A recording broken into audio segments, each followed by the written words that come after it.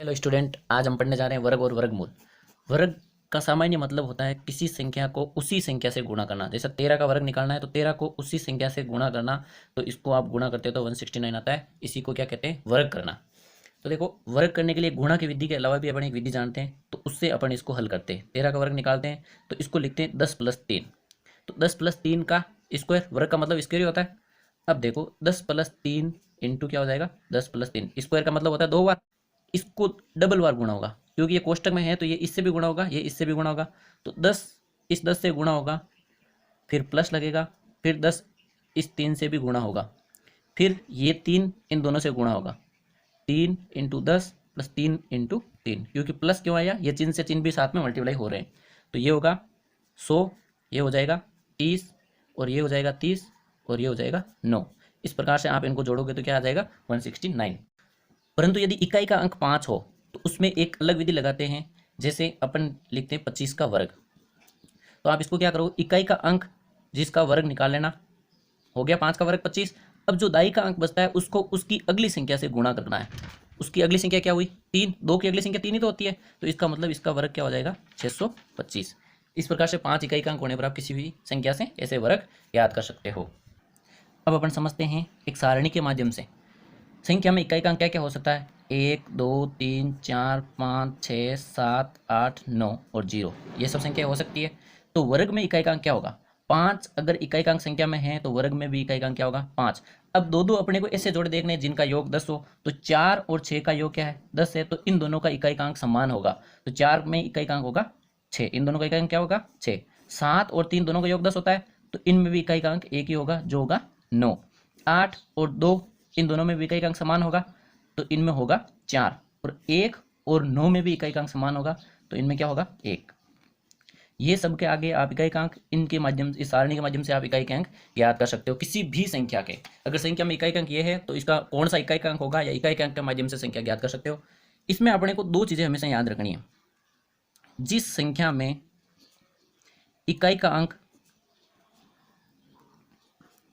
2, 3, 7, 8 हो, 2, 3, 7, 8 हो, तो वो कभी भी पूर्ण वर्ग नहीं होगी।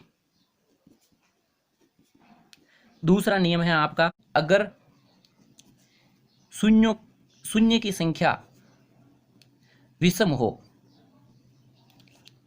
तब भी पूर्ण वर्ग नहीं होगी। इसका मतलब है, शून्य की संख्या विषम होने का मतलब है अगर लास्ट में शून्य आता है, जैसे 9 के साथ में 0 1 ही आया है, तो विषम संख्या है, इसका मतलब ये पूर्ण वर्ग नहीं होगी। अगर सम संख्या में आता तो ये क्या हो जाती? पूर्ण वर्ग हो जाती।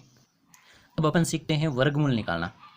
उसी सारणी का उपयोग करेंगे, और उस सारणी के उपयोग से अपन अनुमान विधि से वर्गमूल निकालना सीखते हैं। जैसे 4096, इसका क्या निकालना है? वर्गमूल निकालना है। तो अपन इकाई की ओर से दो दो के जोड़े बनाएंगे, दो दो के जोड़े बनाएंगे। तो अब देखो, संख्या में इकाई का अंक क्या है? 6 है। इसका मतलब इस सारणी से आप देखोगे तो वर्ग में इकाई का अंक क्या होगा? वर्गमूल में देखना है, इसका मतलब संख्या में देखना है। तो देखो, अपन इसमें इकाई का अंक देखते हैं, तो इस सारणी के माध्यम से देखते हैं। इसमें इकाई का अंक क्या है? 6। इसका मतलब वर्गमूल निकालना है, इसका मतलब संख्या निकालना है। तो इकाई का अंक क्या होगा? या तो 4 होगा या 6 होगा। तो देखो, या तो 4 होगा या होगा 6।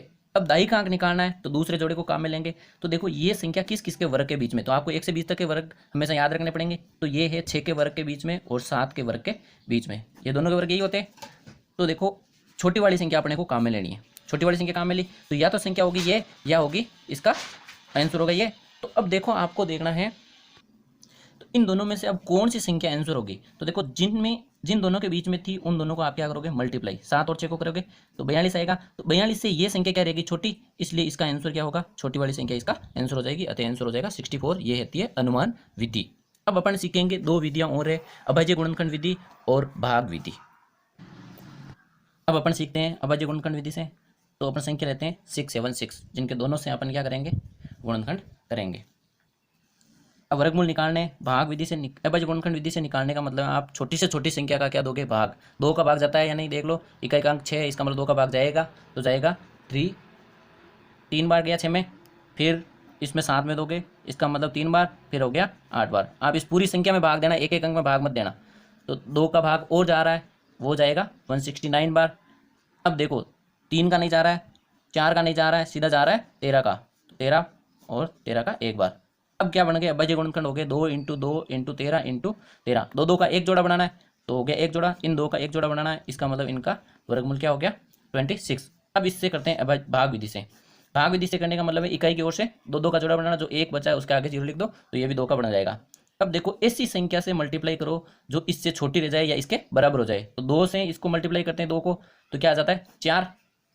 इसको यहाँ पे आपको क्या करना है डबल करके लिखना है, 6 में से 4 घटाओगे क्या बचा 2। अब ये पूरा जोड़ा उतरेगा, एक एक संख्या नहीं उतरेगी, साथ में क्या उतरेगा जोड़ा उतरेगा।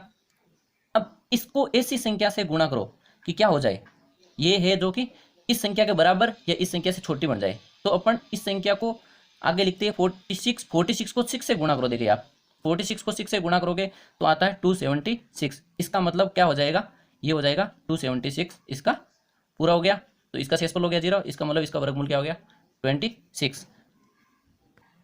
अब अपने को ऐसे सवालों में 2-3 चीज़ें और पूछी जाती है कि ऐसी छोटी से छोटी संख्या जिसको गुणा या भाग करने पर वो पूर्ण वर्ग बन जाए, तो उसमें अभाज्य गुणनखंड विधि काम में लेते हैं। अगर गुणा और भाग का मतलब है इसमें अगर कोई जोड़ा बच जाता है, जैसे अगर कोई संख्या सिंगल संख्या बच गई तो वही उसका गुणा या भाग के माध्यम से उसका आंसर हो जाती है। और इसमें पूछा जाता है जोड़ या बाकी, ऐसी संख्या तो जिसे जोड़ने या भाग की करने या से घटाने से वो क्या बन जाए पूर्ण वर्ग बन जाए, तो उसमें आपको कौन सी विधि काम में लेनी है भाग विधि से निकालना है। और जो संख्या यहाँ पे शेष बचती है वही उसको घटाने से, या जो संख्या ज़्यादा हो जाती है उसमें जोड़ने से वो क्या बन जाएगी पूर्ण वर्ग बन जाएगी। तो आशा करता हूँ आपको समझ में आया होगा। धन्यवाद। जय हिंद, जय भारत।